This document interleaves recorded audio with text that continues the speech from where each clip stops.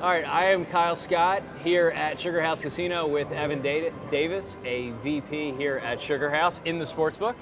Welcome to the site, the show. We don't really Thank have a you. show. Thanks for coming down here. Yeah, man, thanks for having us. So this is the spot for now?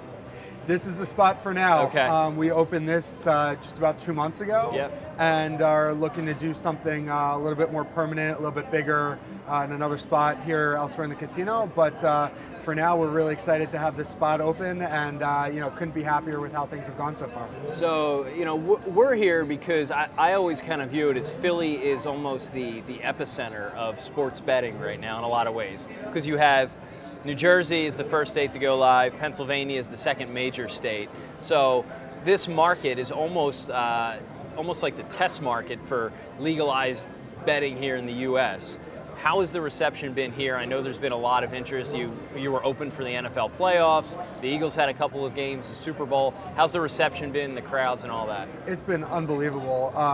As you said, Philadelphia is really just such a passionate sports town, and it was really important to us that we were the first ones in this Philadelphia area to be able to open a sports book. And so from the moment we did, we just saw a sense of electricity here that's really unreal. Constant crowds coming in. The business has been such that we opened up with 6 of these electronic betting kiosks and expanded that we're now at the point where we have 18 of them. Wow.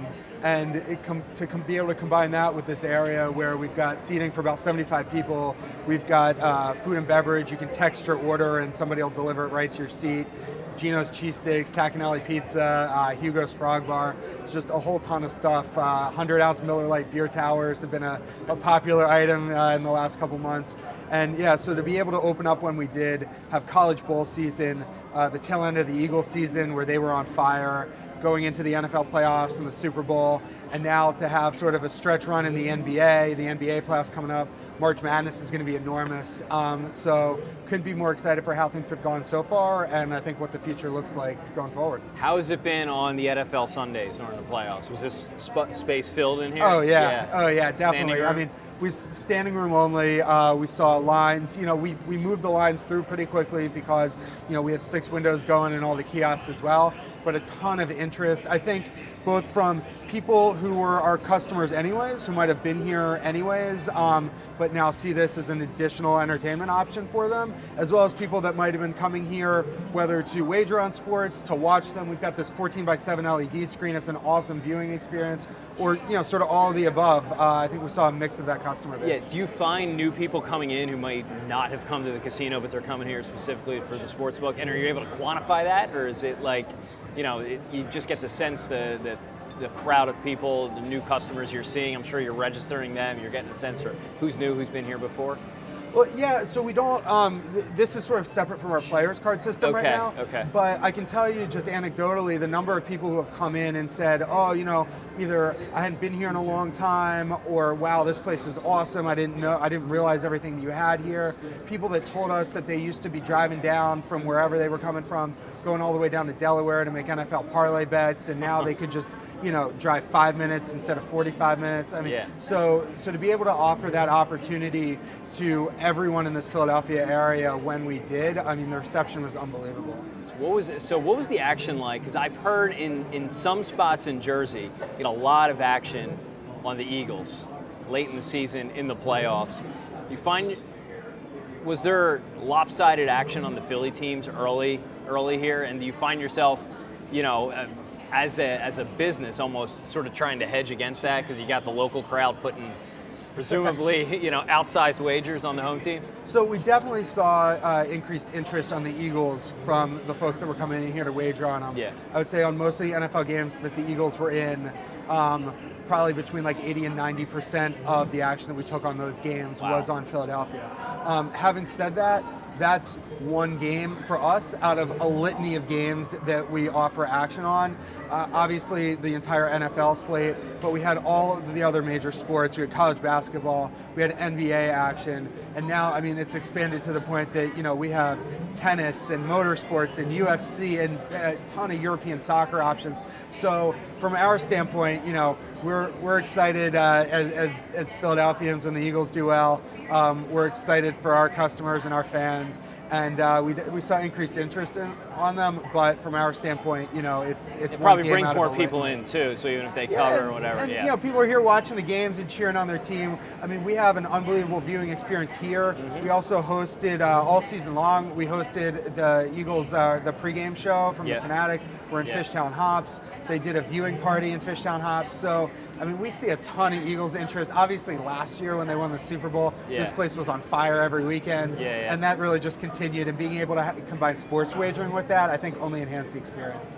Now, in terms of the lines and the markets, is that set locally? Do you guys set that, or do you use a service or data provider that sets the line, sets the odds for all the boards?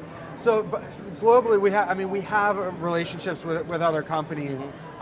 Having said that, we play some role in that. So without going into too much detail, it's sort of you have the flexibility. It's sort of all the above to answer your question. Got it. So how do you guys?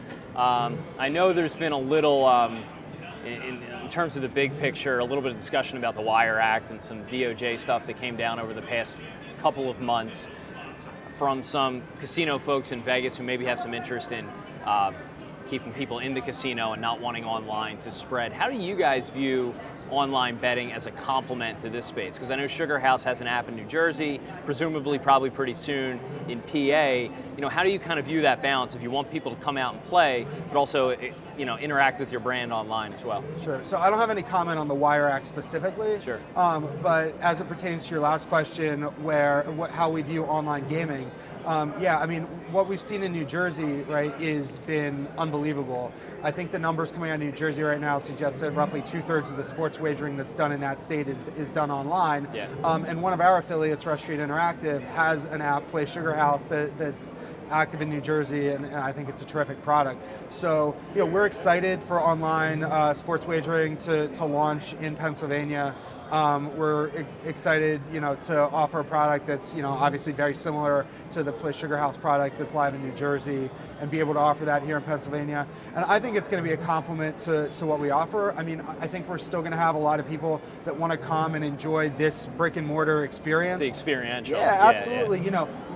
You can order all this food right to your seat, right? You can drink a beer, you can watch all kinds of games at once, and at halftime, right, you can get up, walk about like 50 feet and go play some blackjack if you want to. Yeah. At the same time, there's a variety of in-game betting option that isn't really that conducive to being in a brick and mortar environment. Sure. Some of it is, not all of it, and so I think that when you launch online gaming, those in-game options are going to become a lot more popular and more prolific. Something like 70% of the market in Europe is like live or in-game props. I feel like I read that somewhere. Yeah, and so when you think about in-game wagering, I think you have to look at it across the spectrum of what that means. So, for example, maybe a game, teams X versus Y, and the spread's 6.5, right? And then one team scores. Well, that point spread, there's still going to be a live bet that you can make on that game, but either the spreads are going to move or the odds are going to move on what they pay out. That's theoretically an in-game wager, right? As is something like who's going to score the next touchdown, or who's going to, even in tennis, right, who's going to win the next point. Something like that, which is very it's only up for a couple seconds, and you're not going to be walking up to a betting kiosk to wager on that. So I think we see some of the in-game options that are really conducive to what we offer here in the physical casino, and other stuff that's going to become increasingly popular once we're able to launch online. Do you kind of view the online as almost being a conduit to get people in here? They get an experience playing at home, and then they decide, hey, now I want to come out and get the full experience, watch the game on the big screen, get some food, get some beer, that sort of thing? Yeah, I view online as complementary to what we offer here. Some people might prefer to stick with one versus the other. Some people might want to, experience both of them, just depending on what's convenient for them, right? Maybe on a Thursday, you're not able to come down here, whereas on a Sunday you want to come down and watch a game. So I expect that, and certainly our hope that those two products are going to be complementary once they're both live and active. You guys have plans for a different space, is that correct?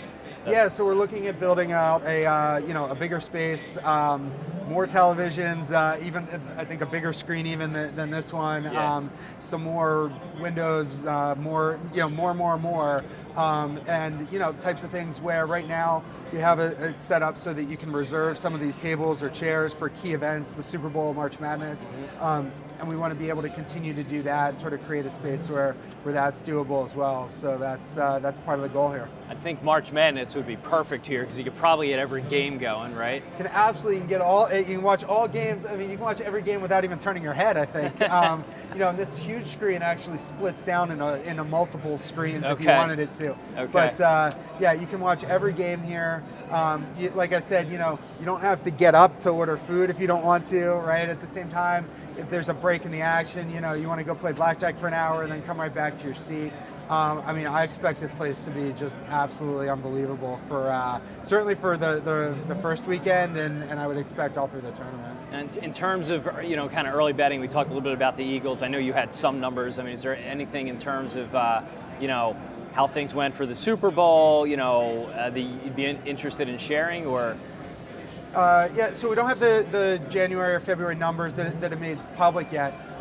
But the Super Bowl, I mean, I can tell you anecdotally from walking around here and seeing what it was like. I mean, again, it was just unbelievable, and we had 2 weeks leading up to it where we took a ton of action on the game, and we offered up as you might have heard about, a variety of prop bets, right?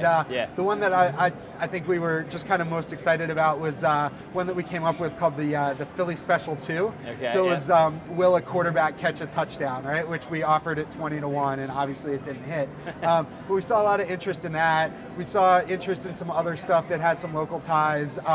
One of our most popular prop bets was on James Davlin to score, and which also didn't happen, but he's a local product, right? So I think we saw some local interest sort of tying into the game and through the prop bets that we were able to offer as well. So that sounds like one of those things you guys layer on top of maybe whatever market you're using, where you get that local flexibility to add some of your own lines to bring people in. Like I said, it's sort of it's a collaborative effort between a variety of players, and so but being able to have that, which I just thought was a cool option. Yeah. So I guess last one, what's kind of been the experience like of getting this set up, getting it live? I mean, it's new here in PA. Did you guys look to Vegas? Did you look to Jersey? Like, in terms of designing the space, laying it out, stuff like that? Yeah, a little bit. I mean, on one hand, we were building a space into an existing casino, right? So we had to figure out, right, well, all right, we're going to move some slot machines. Where can we move them to? Slots here? There were slots in this area that we basically just moved to other parts of the casino, right? But how does that work? What does that look like? How many individual chairs versus tables and all those kinds of things.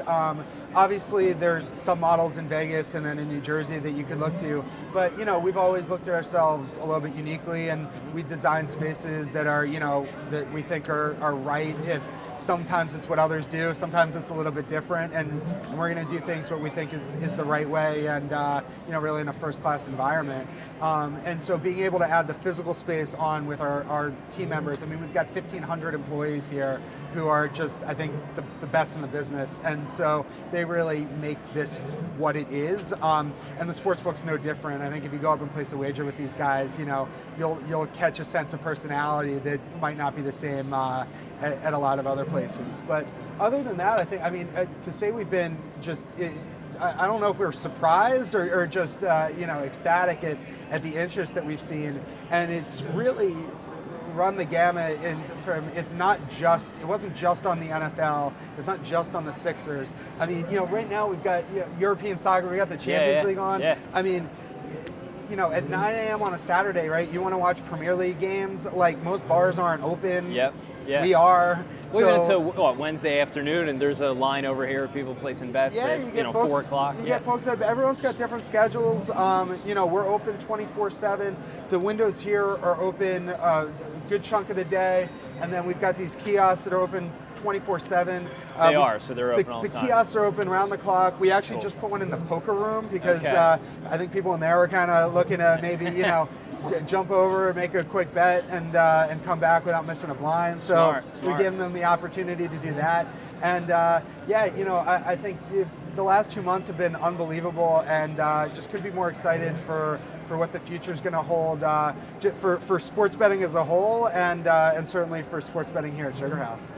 Well, listen, thanks for sharing some info with us. Yeah. I look forward to getting over here and placing a bet on something before I leave. Awesome. First one in PA. I placed one in Jersey, so now I got to get one in PA. Oh, we'd love to have you. And no, thanks again for coming down, and hope you enjoy your time here. Thanks for having us. That's Evan Davis, VP here at SugarHouse. We're at the SugarHouse Sportsbook. Be sure to come on down and check it out.